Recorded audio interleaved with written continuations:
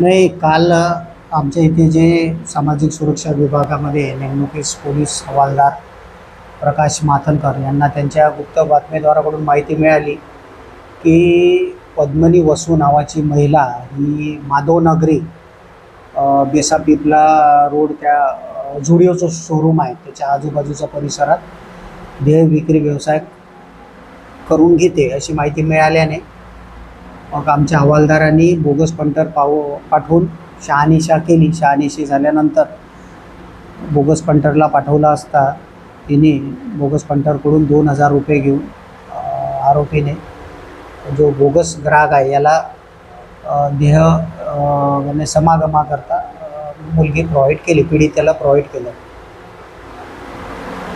नाही, जी आरोपी आहे त्या आरोपीचं नाव आहे पद्मनी गुलशन वसू.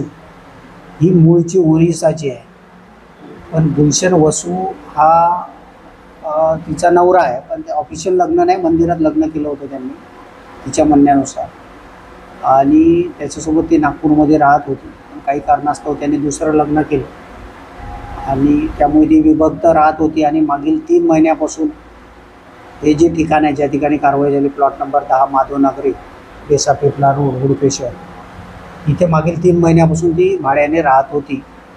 आणि पीडित जी आहे पीडितेला तिने आपल्या घरीच ठेवलं होतं. जे पीडित, तिचे मुलं आणि तिचा नवरासुद्धा हे सुद्धा तिथंच राहत होते. आणि ती पीडितेकडून हे चुकीचं काम आपल्या घरीच करून घेत होते. मुद्देमाल जो जप्त मुद्देमाल आहे त्याच्यामध्ये आरोपीचे 2 मोबाईल फोन, आमची समागम रक्कम आणि इतर साहित्य असा तो 17,040 रुपयाचा मुद्देमाल आहे.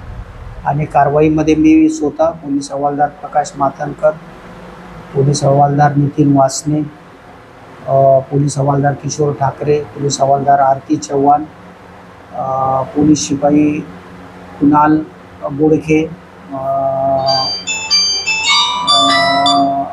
त्यानंतर पूनम शेंडे आणि चालक कमलेश क्षीरसागर असा तो स्टाफ होता.